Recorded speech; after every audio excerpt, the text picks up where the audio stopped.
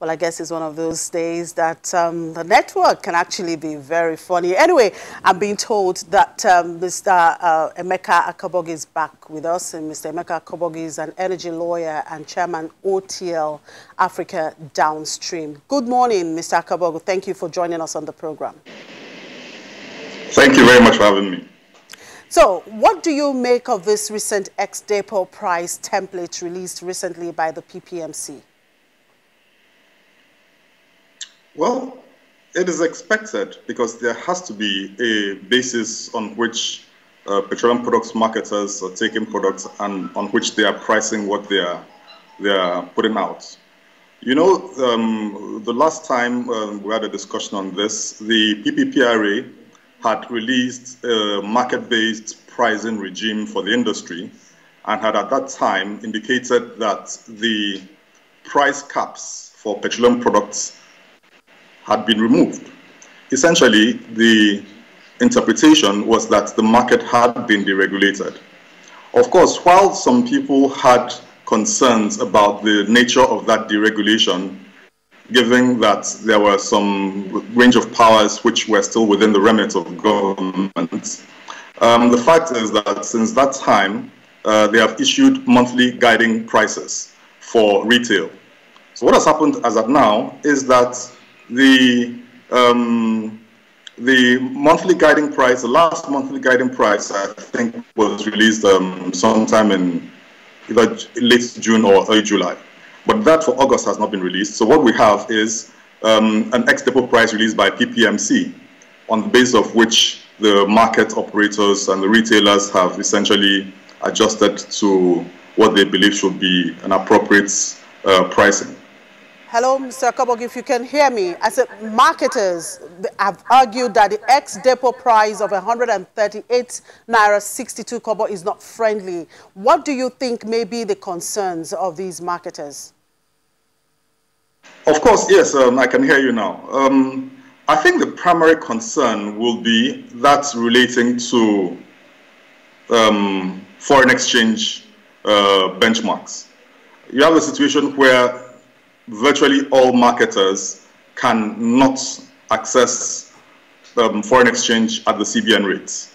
So, and the foreign exchange today stands at about 470, 400, in fact, between 475 to 480 Naira. You have to have in mind that even if the pricing is ex-depot, there are quite a lot of other cost variables which intervene in the pricing which the marketers will be faced with. And these cost variables will include shipping. It's ex-depot, but you know, you still have to get products up to in vessels right into the tanks. You still have to pay port charges, which are quite considerable and which are denominated in dollars. There are a range of market indices which require that the payments are dominated in dollars. And these dollars count significantly at the end of the day. So what needs to happen really should be that the PPPRA will have to give a pricing for the current regime which we have for the retail. For some reason, PPRA has not done that recently. And I would not be surprised if the reason it hasn't done that is because it probably is challenged by the reality of publishing pricing which may not be very politically wise. But that is what it has to do, because that is the reality of deregulation, where you need to proceed with what the market says at this time. So the chances are that if the appropriate pricing is in place, then we probably will have slightly higher than the 148 which you have right now. Now, this whole thing seems to be creating a lot of confusion. Is it fair for the consumers? For instance, people in Lagos are paying 148 Naira for fuel, while someone perhaps in the East is paying 160 Naira to get his fuel. Is this really fair for consumers? Well, it's not fair to anybody, whether they are consumers or they are marketers, indeed, or even the government. It's not fair to anybody, but that is the reality. You see, we must pay for what we consume, and we need to start learning that as a country.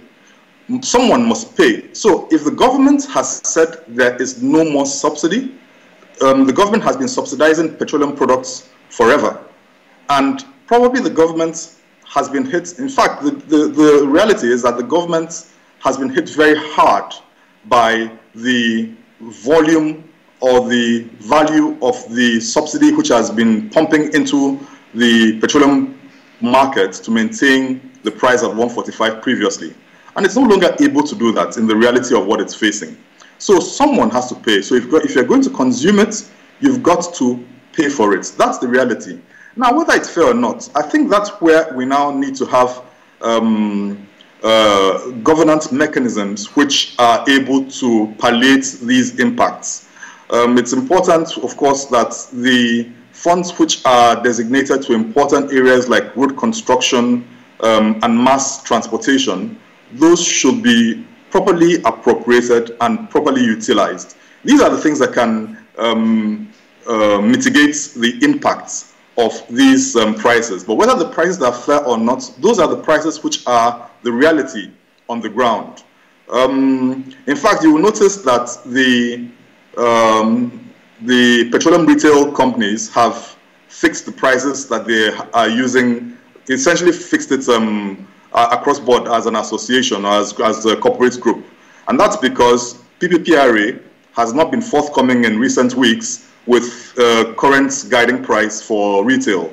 And that is one of the challenges which is faced, and it's one of the areas in which you need to have the government agencies coming alive at this time. Because you need full transparency, you need full access to information by the public and by the operators.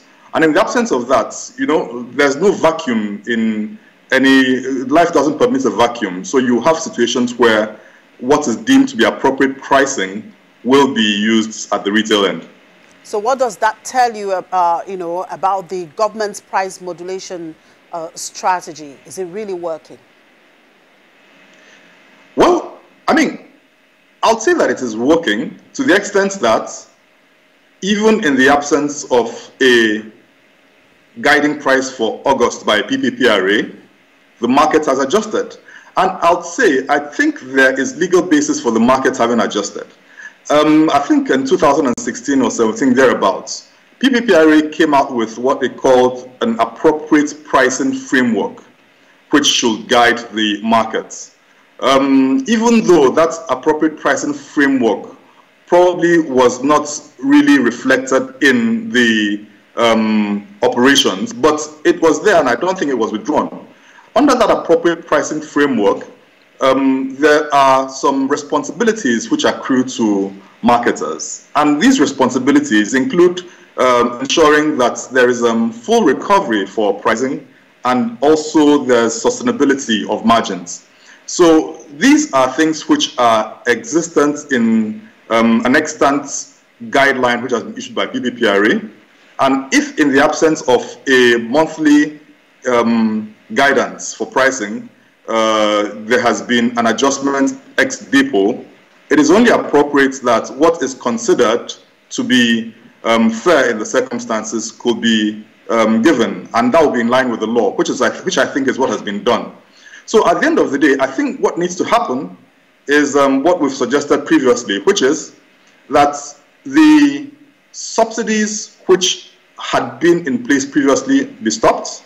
However, you need to have governance mechanisms which identify on a sustainable and precise basis those elements which are most important to mitigate the impact of the prices. So mass transit is one of those crucial elements. And once you take care of mass transit, the majority of Nigerians will be taken care of, because it's been found empirically that the subsidies which are in place are subsidies which are for the elites and for the rich. The masses are just interested in mass transportation, which, if taken care of, would resolve most of those challenges. It also calls in play the need for discipline in energy consumption. So, I mean, there are areas where people practice carpooling, for instance, this also impacts on energy consumption and the discipline where we show when we consume energy. So across board, I think it's time for everybody to pull up his or her sleeves and face the reality which requires adjustments in our lifestyles. And many, have argued that full deregulation of the downstream sector is the way to go to attract investment, although the government had argued that they wouldn't want marketers to exploit Nigerians. What's your take, particularly with this recent development? The position of governments is absolutely spot on. Marketers should not be given the opportunity to exploit Nigerians. Well, the question is, are marketers exploiting Nigerians at the current pricing which we have at the pumps? My answer would be no, because the current pricing which we have at the pumps is just 10 naira above the ex-depot price.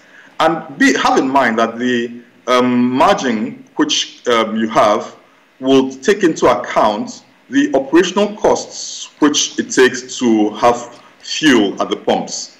These include port charges.